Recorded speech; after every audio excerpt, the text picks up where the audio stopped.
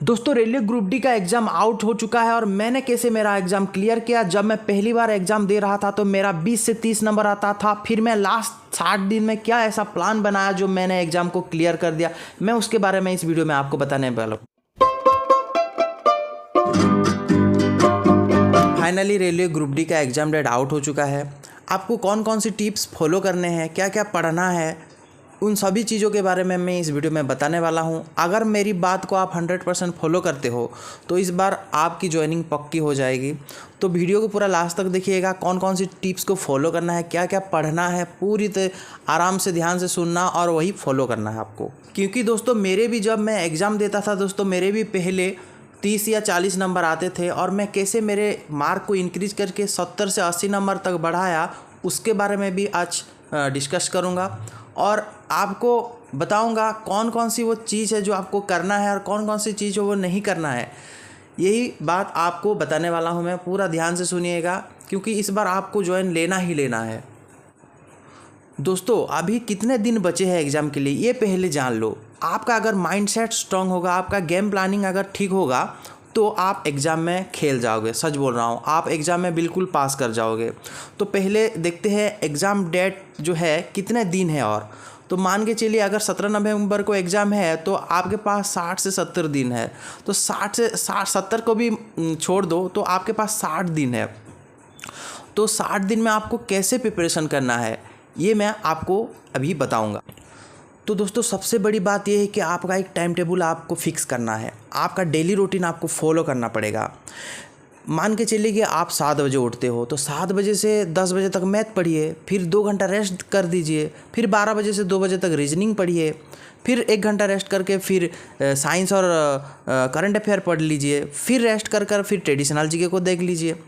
तो ऐसे ही आपको टाइम को गैप दे देकर पढ़ना है। कंटिन्यूली अगर पढ़ोगे तो आपके दिमाग में कुछ रहेगा नहीं, सब भूल जाओगे। तो आपका पहली काम ये है कि आपको डेली रूटीन फॉलो करना पड़ेगा, एक टाइम टेबल आपको फिक्स करना पड़ेगा। दोस्तों हम अभी डिस्कस करते हैं कि कौन सी टॉपिक को कैसे पढ़ना है। जैसे कि दोस्तों आप मैथ को कैसे पढ़ना है मैं पहले बता देता हूँ। देखिए मैथ को आप 3 भाग में डिवाइडेड करके पढ़िए। पहली बात यह है कि फास्ट मैथ, सेकेंड है अरिथमेटिक और थर्ड है एडवांस मैथ। फास्ट मैथ में आता है 1 से 25 तक का टेबल याद कीजिए, 1 से 100 का स्क्वायर याद कीजिए, 1 से 30 तक का कम से कम 1 से 30 तक का क्यूब याद आपको रहना चाहिए। और जो आता है addition, subtraction, multiplication, division, fraction वाला हो या फिर नॉर्मल वाला, सभी के जो फास्ट मैथ को अपना स्ट्रॉन्ग कीजिए। फिर आता है आपका अरिथमेटिक। अरिथमेटिक में जितने भी टॉपिक है पहले लिस्ट बनाइए और प्रत्येक जितने भी टॉपिक है, मतलब मान के चलिए time and distance, profit and loss, ये सब अरिथमेटिक में आता है। तो जितने भी टॉपिक आता है 15 चाहे 20 हो, वही टॉपिक लिख के जिस भी यूट्यूब चैनल से आप प्रिपरेशन करते हो, जो कोई भी टीचर से आप पढ़ते हो, उस सर का नाम लिख लीजिए। मतलब मैं पढ़ता हूँ कौशिक मोहंती सर से, तो मैं सर्च करूँगा profit and loss by Kaushik Mohanty. ऐसे आप जिस सर से, जिस भी टीचर से आप पढ़ते हो, ऐसे अरिथमेटिक का पूरा लिस्ट बनाइए और टॉपिक बाय डेक्सर ऐसे सर्च करके अरिथमेटिक को कंप्लीट कीजिए। फिर आता है दोस्तों एडवांस मैथ। एडवांस मैथ में क्या क्या आता है? ज्योमेट्री, ट्रिकोनोमेट्री, मेंसुरेशन 2D और 3D दोनों, और अलजेब्रा, ये चारों टॉपिक। तो मैथ को ऐसे 3 भाग में डिवाइडेड करके पढ़िए। पहला क्या? फास्ट मैथ, सेकंड अरिथमेटिक और थर्ड है एडवांस मैथ। तो तीनों को पूरा डिवाइडेड करके आराम से पढ़िए। तो मैथ को ऐसे पढ़िए। आप आते हैं रीजनिंग को कैसे सॉल्व करोगे। देखो रीजनिंग को आप अगर मॉक टेस्ट लगाते हो तो रीजनिंग मॉक टेस्ट में भी हो जाता है प्रिपरेशन। फिर भी मैं आपको सजेस्ट करूंगा, जो टॉपिक आपसे नहीं बनता है, रीजनिंग प्राय बन जाता है, लेकिन जो टॉपिक आपसे नहीं बनता है उसी टॉपिक को और थोड़ा गहराई से पढ़िए। वर्बल, नॉन वर्बल दोनों रीजनिंग के टॉपिक को अच्छे से देखिए। सबसे ज़्यादा मेन बात यह है कि पजल और सिटिंग अरेंजमेंट को पूरा अच्छी तरह से पढ़िए, क्योंकि मेरा एक्सपीरियंस है, मैं जब एग्ज़ाम दिया था तो पजल और सिटिंग अरेंजमेंट से कम 10 से 12 क्वेश्चन आए थे दोस्तों। तो पजल और सिटिंग अरेंजमेंट को अच्छी तरह से आपको पढ़ के जाना है रीजनिंग में। और बाकी जितने भी टॉपिक है जो आपको नहीं आता है उसको रिविज़न करके जाना है। अब आते हैं हम दोस्तों जीके के बारे में। मैथ, रीजनिंग और जीके बेसिकली आएगा ग्रुप डी एग्जाम में। तो जीके को 3 भाग में डिवाइडेड करके जीके को भी पढ़िए। पहला क्या? पहला है साइंस, सेकेंड है करंट अफेयर और थर्ड है ट्रेडिशनल जीके। फास्ट प्रायोरिटी देना है साइंस को, क्योंकि साइंस से कम 20 से 25 मार्क आता है। साइंस, फिजिक्स, केमिस्ट्री और बायोलॉजी तीनों का जितना भी चैप्टर है सबकी कॉन्सेप्ट को समझिए। पढ़ना रटना नहीं है, समझना है। जितने भी टॉपिक है, लाइट वगैरह जो है या फिर फिजिक्स, केमिस्ट्री, बायोलॉजी, जितने भी टॉपिक है सबको समझना है, जितना हो सके समझना है।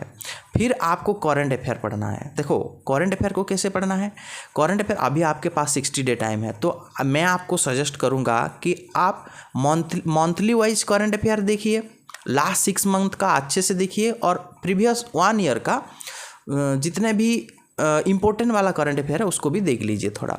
मैं सजेस्ट करूँगा आपको मंथली वाला करंट अफेयर देखना है और टॉपिक वाइज भी करंट अफेयर देखना है, दोनों को देखना है। क्योंकि अगर आप आगे अभी डेली करंट अफेयर पढ़ोगे या फिर वीकली करंट अफेयर पढ़ोगे तो टाइम नहीं मैनेज कर पाओगे। इसलिए मैं सजेस्ट करता हूँ कि मंथली करंट अफेयर को भी देखिए, लास्ट 6 मंथ इम्पोर्टेंट है, और टॉपिक वाइज करंट अफेयर को देखिए। और आता है लास्ट में ट्रेडिशनल जीके। ट्रेडिशनल जीके का मतलब जो होता है history, geography, economics, political science और ये जितने भी है, और एनवायरनमेंट वाला जितने भी है, और कंप्यूटर इसमें आ जाता है। तो ये ट्रेडिशनल जीके जितना हो सकेगा पढ़िए दोस्तों। मैं इसमें आपको प्रेशर डालने वाला बिल्कुल भी नहीं हूँ, क्योंकि सबसे ज़्यादा खेल होता है मैथ और रीजनिंग का। मैथ और रीजनिंग का अगर आप स्ट्रांग है मैथ रीजनिंग में तो आप एग्जाम को पास कर जाओगे, क्योंकि जीके जो ट्रेडिशनल कहाँ से क्वेश्चन आएगा ये पता नहीं। मैं ये बात बोलना चाहता हूँ, ट्रेडिशनल जीके को आप जितना पढ़ सके उतना अच्छा है, लेकिन जितना टाइम देना है दो, जितना जानना है जान लो, लेकिन ऐसे नहीं सोचना है कि पूरा ख़त्म नहीं किया तो क्या होगा, क्योंकि ट्रेडिशनल जीके कहाँ से आता है क्वेश्चन किसी को पता नहीं। तो ट्रेडिशनल जितना अच्छे से पढ़ सको, जितना अधिक पढ़ सको उतना अच्छा ही होगा। तो ये था दोस्तों आप कैसे टॉपिक को पढ़ोगे। तो फाइनली लास्ट में दोस्तों मैं आपको ये बोलना चाहूँगा कि आप मॉक टेस्ट ज़रूर लगाएं, क्योंकि मॉक टेस्ट जो है आपका जो मार्क को थोड़ा धीरे धीरे करके आप तक लेके जाता है। तो मॉक टेस्ट ज़रूर लगाएं दोस्तों।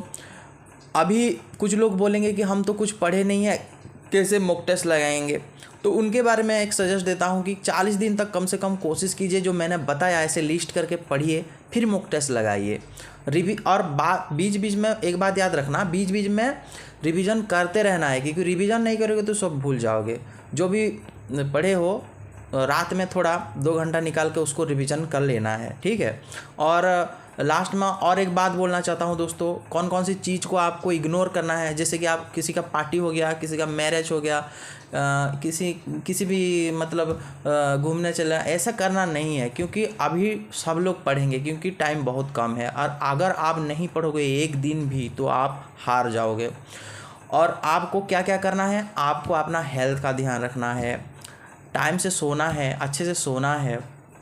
और आपको अभी आपकी जो कमज़ोरी चीज़ है, जैसे कि मान लीजिए कि आपके पास पैसा नहीं है, या फिर आपके माँ बाप ही सबसे आपका मोटिवेशन है, तो ऐसे चीज़ को याद कीजिए और पढ़िए जो कि आपको जोश दे।